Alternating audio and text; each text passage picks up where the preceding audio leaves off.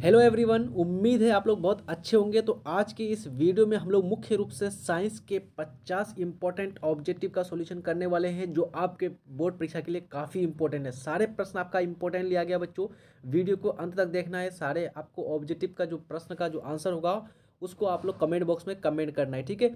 आइए शुरू करते हैं। पहला प्रश्न है, निम्नांकित में किसका अपवर्तनांक अधिक है, यानी कि इन चारों में से सबसे अधिक जो अपवर्तनांक होगा किसका होगा। तो यहाँ पर आपका राइट आंसर हो जाएगा बी, यानी कि हीरा। हीरा का अपवर्तनांक कितना होता है बच्चों, ये आपको पूछा हुआ है, तो 2.42 होता है, ठीक है। चलिए अगला प्रश्न देखते हैं। दूसरा प्रश्न है, पाचन तंत्र का सबसे वृहत अंग कौन सा है। सबसे वृहत अंग होता है, यानी कि सबसे वृहत मीन से सबसे बड़ा। तो पाचन तंत्र का जो सबसे बड़ा अंग है बच्चों, वो है आपका यकृत। यहाँ पर सी ऑप्शन आपका बिल्कुल राइट हो जाएगा। अगला आपका प्रश्न है, धातु के ऑक्साइड मूलतः होते हैं, यानी कि कोई भी धातु हो, मान लीजिए Na यानी कि सोडियम, और इसके साथ ऑक्सीजन जुड़ जाए, Na2 बन जाए, तो ये जो धातु का ऑक्साइड होगा ये किस प्रकृति का होगा। अम्लीय प्रकृति, क्षारीय प्रकृति, लवण प्रकृति, या फिर मुख्य रूप से अधातु। तो ये आपका राइट आंसर हो जाएगा बच्चों क्षारीय प्रकृति, जिसको बोलते हैं भस्मिक प्रकृति। ए ऑप्शन आपका बिल्कुल सही हो जाएगा। और जब आपका कोई भी अधातु का ऑक्साइड होगा तो वो हमेशा अम्लीय प्रकृति का होता है, ठीक है, ध्यान रखिएगा। अगला प्रश्न है, अवतल दर्पण की फोकस दूरी होती है, जो अवतल दर्पण होता है इसकी जो फोकस दूरी होती है बच्चों कैसी होती है। तो देखिए अवतल दर्पण आपका हुआ, ये अवतल दर्पण। अब इस अवतल दर्पण का फोकस दूरी किधर होती है, इधर होती है। तो इधर दर्पण हम लोग जानते हैं मूल बिंदु, यानी कि जो ध्रुव होता है पी, पी से जो भी दूरी बाई बाई ओर होगा वो हमेशा नेगेटिव होता है। तो हम लोग क्या बोलेंगे इसको, यानी कि अवतल दर्पण की फोकस दूरी हमेशा ऋणात्मक होती है। तो ए ऑप्शन हमारा बिल्कुल सही हो जाएगा। अगला प्रश्न है, स्वपोषी पोषण के लिए आवश्यक है, यानी कि जो स्वपोषी जो पोषण है बच्चों इसके लिए कौन चीज़ आवश्यक है। कार्बन डाइऑक्साइड, जल, क्लोरोफिल, सूर्य प्रकाश, और इनमें से सभी। तो यहाँ पर आपका राइट आंसर क्या हो जाएगा बच्चों, सभी, यानी कि डी ऑप्शन आपका बिल्कुल राइट हो जाएगा। क्योंकि जो प्रकाश संश्लेषण की क्रिया जो होती है बच्चों, यानी कि स्वपोषी भोजन बनाने के लिए, इसमें कार्बन डाइऑक्साइड की भी जरूरत पड़ती है, जल की भी जरूरत पड़ती है, क्लोरोफिल की भी जरूरत पड़ती है, और सूर्य के प्रकाश की भी जरूरत पड़ती है। अगला प्रश्न है, NaOH यानी कि सोडियम हाइड्रोक्साइड, ये क्या है। तो सोडियम हाइड्रोक्साइड बच्चों मुख्य रूप से आपका एक भस्म है, यानी कि बी ऑप्शन आपका राइट हो जाएगा। NaOH, OH में बच्चों देखिए NaOH इस यौगिक में मुख्य रूप से क्या है, हाइड्रोक्साइड है, और हाइड्रोक्सिल ग्रुप जिसमें भी रहता है वो आपका क्षारीय प्रकृति का होगा, भस्मिक प्रकृति का होगा। अगला प्रश्न है, दाढ़ी बनाने में कौन सा दर्पण का उपयुक्त होता है, यानी कि दाढ़ी बनाने के लिए जो नाई यानी कि सैलून जो प्रयोग किया जाता है कौन सा दर्पण को। तो ये आपका राइट आंसर हो जाएगा आपका ए बी, यहाँ पर आपका अवतल दर्पण। और उत्तल दर्पण का प्रयोग बच्चों गाड़ियों में, वाहनों में साइड मिरर के रूप में प्रयोग किया जाता है। किसमें, साइड मिरर के रूप में प्रयोग किया जाता है, ठीक है, ध्यान रखिएगा। अगला प्रश्न है, मछली के हृदय में कितने कोष्ठ होते हैं। जो मछली का जो हृदय होता है उसमें कितने कोष्ठ होते हैं। तो यहाँ पर आपको राइट आंसर हो जाएगा ए, यानी कि दो। मनुष्य में कितने होते हैं, तो चार हृदय में, मनुष्य के हृदय में चार कोष्ठक होते हैं। और जो भी आपका जीव जंतु है बच्चों जो आपका रेंग करके चलते हैं तो उसमें मुख्य रूप से तीन कोष्ठक होते हैं, ध्यान रखिएगा। चलिए अगला प्रश्न है, शरीर में भोजन का पाचन किस प्रकार की अभिक्रिया है। तो शरीर में जो भोजन का पाचन है बच्चों वो मुख्य रूप से क्या होता है, वहाँ पर ऑक्सीजन का योग होता है। और ऑक्सीजन का योग क्या कहलाता है, उपचयन, यानी जिसको बोलते हैं ऑक्सीकरण। ऑक्सीकरण यहाँ पर कहाँ पर दिया हुआ है, तो ऑप्शन हमारा बी में दिया हुआ है, ऑक्सीकरण अभिक्रिया, तो राइट आंसर हो जाएगा। अगला प्रश्न है, प्रकाश के अपवर्तन के कितने नियम है। तो आपको यदि प्रकाश का अपवर्तन पूछे या फिर प्रकाश का परावर्तन पूछे, दोनों का कितना नियम है बच्चों, दो नियम है, ठीक है, दोनों का कितना नियम है, दो नियम है। अब अगर परावर्तन का नियम को अगर लघु उत्तरीय प्रश्न में आपको पूछेगा तो आपको लिखना है कि आपतित किरण, परावर्तित किरण और आपतन कोण, आपतन बिंदु पर डाला गया अभिलंब तीनों एक ही तल में होते हैं, और आपतन कोण आपतन कोण और परावर्तन कोण बराबर होता है। और जबकि अगर अपवर्तन के बारे में पूछेगा तो आपको लिख लीजिएगा सीधा सीधा कि आपतित किरण, अपवर्तित किरण और आपतन बिंदु पर डाला गया अभिलंब तीनों एक ही तल में होते हैं। और उसके बाद दूसरा है क्या कि स्नेल का नियम, जिसको बोलते हैं प्रकाश के किसी खास रंग के लिए आपतन कोण की जया और अपवर्तन कोण की जया का अनुपात एक नियतांक होता है, जिसे क्या कहते हैं, स्नेल का नियम भी कहते हैं। अगला प्रश्न है, सामान्य अवस्था में एक स्वस्थ व्यक्ति का रक्तचाप कितना होता है, यानी कि जो ब्लड प्रेशर होता है बच्चों एक सामान्य व्यक्ति का, वो कितना होना चाहिए। तो वो उसका होता है 120/80। यहाँ पर आपका ए ऑप्शन आपका बिल्कुल राइट हो जाएगा। अगला प्रश्न है, मोमबत्ती का जलना है, मोमबत्ती जो जलता है बच्चों इसमें कैसी प्रक्रिया है। तो यहाँ पर मोमबत्ती का जलना एक आपका रासायनिक अभिक्रिया है, क्योंकि मोमबत्ती में क्या होती है बच्चों, मुख्य रूप से धागा होता है, और उस किसके साथ अभिक्रिया करती है, जलना मतलब कि ऑक्सीजन के साथ अभिक्रिया करना, और ऑक्सीजन के साथ कोई भी चीज़ पदार्थ जलेगा तो यहाँ पर बनेगा क्या बच्चों, मुख्य रूप से रासायनिक अभिक्रिया। और अगर परिवर्तन में पूछेगा तो आपको बताना है रासायनिक परिवर्तन। अगला प्रश्न है, प्रतिरोध का मान बढ़ाने के लिए प्रतिरोधकों को जोड़ा जाना चाहिए। यहाँ पर आपको दोनों चीज़ आ सकता है बच्चों, मोमबत्ती का जलना में अगर पूछेगा तो दोनों अगर देगा तो भौतिक परिवर्तन, रासायनिक परिवर्तन। यहाँ पर क्या होता है कि मोमबत्ती का जो मोम होता है, मोमबत्ती का जो मोम का पिघलना एक आपका भौतिक परिवर्तन है, लेकिन मोमबत्ती का जो धागा होता है उस धागे का जलना रासायनिक परिवर्तन है। तो यहाँ पर दोनों परिवर्तन देखा जाता है एक साथ, ठीक है। प्रतिरोध का मान बढ़ाने के लिए प्रतिरोधकों को जोड़ना चाहिए, यानी कि प्रतिरोध का जब मान बढ़ाएंगे, एक तार है कोई और इसका प्रतिरोध का मान आपको बढ़ाना है, तो यहाँ पर क्या करेंगे आप, तो यहाँ पर मुख्य रूप से प्रतिरोधकों को हम लोग श्रेणी क्रम में जोड़ेंगे। किस क्रम में जोड़ेंगे बच्चों, श्रेणी क्रम में। तो श्रेणी क्रम में हमारा बी ऑप्शन में दिया है, तो बी ऑप्शन हमारा बिल्कुल सही हो जाएगा, क्योंकि श्रेणी क्रम में सीधा R1 plus R2 plus R3 इस प्रकार से जोड़ते हैं, और इस प्रकार से जोड़ने पर प्रोडक्ट क्या होता है बच्चों, ज़्यादा निकलता है वैल्यू। अगला प्रश्न है, मानव शरीर का शारीरिक तापमान कितना होता है। जो मानव शरीर का जो तापमान होता है बच्चों शरीर का, वो होता है 37 डिग्री सेल्सियस। तो सी ऑप्शन हमारा बिल्कुल राइट हो जाएगा। अगला प्रश्न है, व्यक्ति की संरचनात्मक, व्यक्ति नहीं बच्चों यहाँ पर विरक्तक होगा, विरक्तक की संरचनात्मक एवं क्रियात्मक इकाई को क्या कहते हैं, तो इसको बोलते हैं नेफ्रॉन। हमारा डी ऑप्शन बिल्कुल राइट हो जाएगा। अगला प्रश्न है, निम्नलिखित में किस लेंस को जो है अभिसारी लेंस कहते हैं। अभिसारी लेंस किस लेंस को कहते हैं, तो हम लोग कहते हैं अभिसारी लेंस बच्चों उत्तल लेंस को। और कौन सा दर्पण अगर पूछेगा तो आपको बताना है अवतल दर्पण। अवतल दर्पण को अभिसारी दर्पण और उत्तल लेंस को अभिसारी लेंस कहते हैं। अगला प्रश्न है, लोहे पर जंग लगना क्या कहलाता है, यानी कि जो लोहे पर जो जंग लगती है तो इसको क्या कहते हैं हम लोग, इसको कहते हैं हम लोग बच्चों संक्षारण। तो ए ऑप्शन हमारा बिल्कुल राइट हो जाएगा। अगला प्रश्न है, कवक में पोषण की कौन सी विधि है। जो कवक होते हैं इसमें कौन सी पोषण की विधि पाई जाती है, तो स्वपोषी। ए ऑप्शन हमारा बिल्कुल स्वपोषी नहीं बच्चों, यहाँ पर सॉरी आपका बी ऑप्शन सही हो जाएगा, मृतपोषी, मृतजीवी, यानी कि ये मरे हुए जो अपशिष्ट पदार्थ होता है उससे अपना भोजन प्राप्त करता है, इसलिए हमारा बी ऑप्शन बिल्कुल राइट हो जाएगा। अगला प्रश्न है, दृश्य प्रकाश में किस वर्ण का तरंग दैर्घ्य न्यूनतम होता है। तो दृश्य प्रकाश में सबसे कम जो तरंग दैर्घ्य होता है बच्चों वो होता है बैगनी कलर, जिसको बोलते हैं वायलेट, और सबसे अधिक जो होता है वो रेड यानी कि लाल का होता है। ठीक है, और अगर आपको पूछेगा कि सबसे ज़्यादा कौन मुड़ता है, तो सबसे ज़्यादा मुड़ता है बैगनी, और सबसे कम कौन मुड़ता है बच्चों, सबसे कम मुड़ता है रेड, है ना। आप लोग तो देखे होंगे इस प्रकार से प्रिज्म में से जो आप लोग श्वेत प्रकाश को गुजार करके उसको वर्गों से 7 भागों में 7 रंगों में जो विभक्ति है इसमें देखे ना, पढ़े हैं ना। चले आगे बात करते हैं, लोहे की परमाणु संख्या होती है, तो लोहे की परमाणु संख्या कितनी होती है, 26। अगर आपको पूछे कि लोहे की परमाणु के बाहरी कक्षा में कितने इलेक्ट्रॉन होते हैं, तो हम लोग इसका क्या करेंगे, 26 का इलेक्ट्रॉनिक विन्यास निकालेंगे, 2 उसके बाद 8, फिर कितना हो जाएगा बच्चों 8। यहाँ पर मुख्य रूप से देखिए 2 8 10, 10 और 8 18, 18 और 8 कितना हो जाएगा बच्चों। तो यहाँ पर अगर ऐसे करेंगे, यहाँ पर अगर तीसरे कक्षा में अगर 18 दे देंगे तो 18 और 8 28 और 2 30 हो जाएगा, तो नहीं होगा। तो हमारा 8 8 16 और 8 18 हो गया, 18 और 8 कितना हो जाएगा 26। तो हमारा बारहवीं कक्षा में यहाँ पर हो जाएगा बच्चों मुख्य रूप से 8।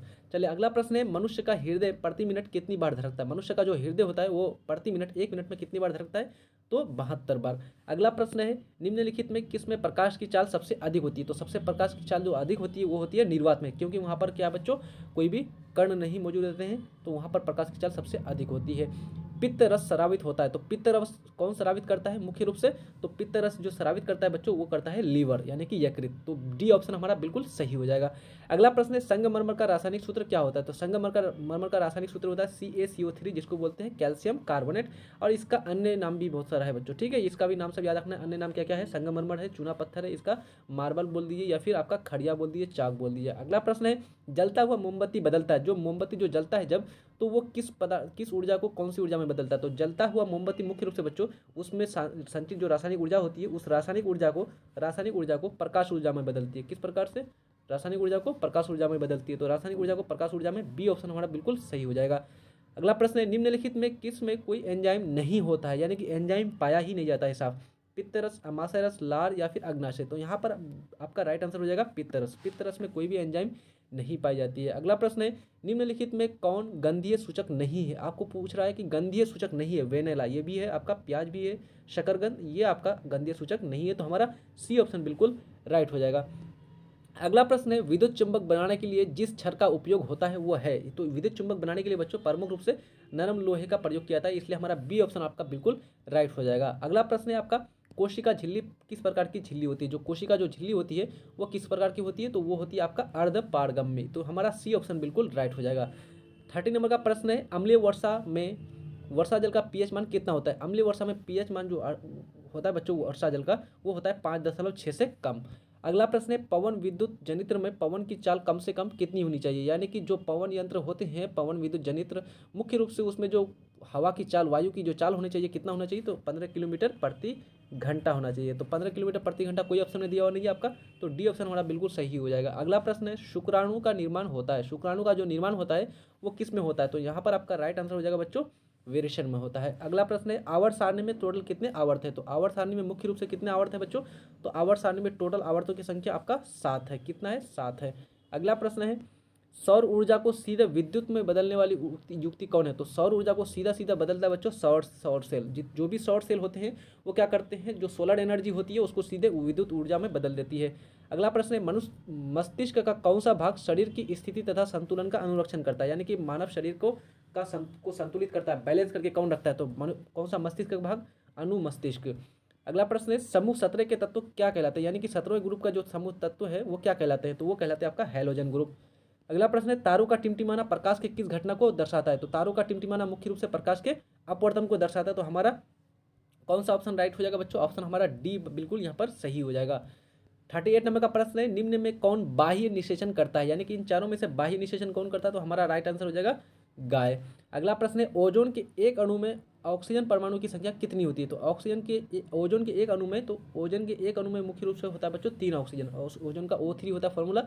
यहाँ पर कितने परमाणु है ऑक्सीजन का? 3। तो हमारा ऑप्शन कौन सा सही हो जाएगा? सी ऑप्शन बिल्कुल राइट हो जाएगा। अगला प्रश्न है, जल विद्युत संयंत्र किस ऊर्जा को विद्युत ऊर्जा में रूपांतरित करता है? जो जल विद्युत संयंत्र होते हैं बच्चों, मुख्य रूप से जो पन बिजली जिसको बोलते हैं हम लोग, पानी से जो बिजली पैदा किया जाता है, वहाँ पर मुख्य रूप से किस ऊर्जा को किस ऊर्जा में कन्वर्ट किया जाता है? तो वहाँ पर मुख्य रूप से बच्चों जो स्थितिज ऊर्जा होती है ना, उसमें पानी में जो सिंचित रहती है, जमा रहती है स्थितिज ऊर्जा, इसी को बदलता है विद्युत ऊर्जा में। किसमें बदलती है? विद्युत ऊर्जा में। तो हमारा ऑप्शन कौन सा सही हो जाएगा? स्थितिज ऊर्जा को। अगला प्रश्न है, उच्च ताप पर कौन सी प्रक्रिया की जाती है? तो उच्च ताप पर मुख्य रूप से बहुत हाईली टेम्परेचर, बहुत ही उच्च ताप पर नाभिकीय खंडन, नाभिकीय विखंडन जिसको बोलते हैं, ये वाली अभिक्रिया मुख्य रूप से पूर्ण होती है। तो हमारा ए ऑप्शन बिल्कुल सही हो जाएगा। अगला प्रश्न है, मानव में डायलिसिस थैली है, मानव में जो डायलिसिस थैली है वो कौन सी है बच्चों? मानव में जो डायलिसिस थैली वो है आपका नेफ्रॉन। और नेफ्रॉन को क्या कहते हैं? तो नेफ्रॉन को कहते हैं वृक्क की संरचनात्मक एवं क्रियात्मक इकाई। और न्यूरॉन को क्या कहते हैं? तो न्यूरॉन को बोलते हैं तंत्रिका तंत्र की संरचनात्मक एवं क्रियात्मक इकाई।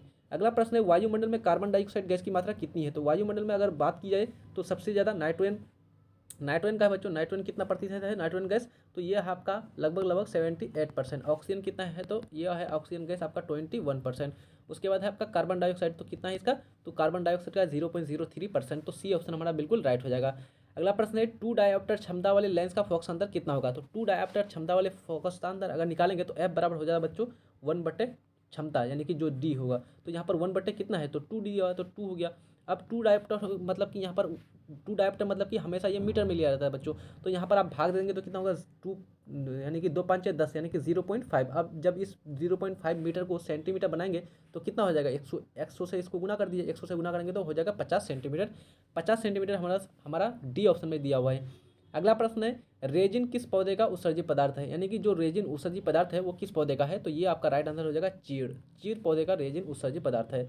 निम्न में किस अणु में द्विबंधन नहीं होता है? तो यहाँ पर द्विबंधन कौन सा अणु में द्विबंधन नहीं होगा बच्चों? तो यहाँ पर आपका ऑक्सीजन के बीच द्विबंधन होता है। कार्बन डाइऑक्साइड ऑक्सीजन ये हो गया कार्बन के बीच, तो यहाँ पर भी कार्बन डाइऑक्साइड के बीच हो गया। उसके बाद C2H2, तो C2H2 को देखेगा अगर तो इस प्रकार से ये 2 से तो ज़्यादा ही हो गया। लेकिन NH3 में देखेगा तो इसमें द्विबंधन नहीं होता है। वाहन यानी कि NH3 का अगर सूत्र देखेंगे आप इस प्रकार से होता है बच्चों, H यहाँ पर जोड़ दिए, एक H यहाँ पर जोड़ दिए, एक यहाँ पर H, तो इस प्रकार से NH3 हो गया। हर तरफ यहाँ पर सिंगल बॉन्ड है, इसलिए यहाँ पर द्विबंधन नहीं हुआ। अगला प्रश्न है, वसा का वाहन शरीर के अंदर किसके माध्यम से रहता है? तो होता है, तो वसा का जो वाहन होता है शरीर के अंदर वो किसके माध्यम से होता है बच्चों? बिल्कुल यहाँ सर राइट आंसर हो जाएगा यकृत के द्वारा। 48 नंबर का प्रश्न है, एक पादप हार्मोन जो पौधे में वृद्धि का घटक है वो है? तो पादप हार्मोन जो पौधे में वृद्धि का जो घटक है बच्चों वह है मुख्य रूप से आपका ऑक्सीन, जिसको बोलते हैं ऑक्सीन। बी ऑप्शन हमारा बिल्कुल राइट हो जाएगा। 49 नंबर का प्रश्न है, न्यूरॉन के छोटे तंतु को क्या कहते हैं? जो न्यूरॉन है जो तंत्रिका तंत्र के संरचनात्मक एवं क्रियात्मक इकाई है बच्चों, तो इसके जो छोटे तंतु होते हैं उसको बोलते हैं मुख्य रूप से सिनेप्स। ये एक्सोन बोलते हैं बच्चों। क्या बोलते हैं? एक्सोन। तो हमारा डी ऑप्शन बिल्कुल राइट हो जाएगा। अगला प्रश्न है और आज के सेशन का लास्ट प्रश्न है, एड्स किसके कारण होता है? जो एड्स बीमारी होती है बच्चों ये किसके कारण होती है? तो ये होता है आपका बैक्टीरिया यानी कि जीवाणु के कारण। तो ए ऑप्शन हमारा बिल्कुल राइट हो जाएगा। आई थिंक ये सारे प्रश्न आप लोगों से हल हो गया होगा। आप लोग का टोटल मार्क्स कितना आ रहा है जल्दी से कमेंट बॉक्स में बता दीजिए एक बार। और चैनल में न्यू है बच्चों तो चैनल को सब्सक्राइब कर दीजिए, अपने दोस्त यार को शेयर भी कर दीजिए, लाइक करना नहीं भूलेगा। मिलते हैं नेक्स्ट वीडियो में, तब तक के लिए जय हिंद, धन्यवाद।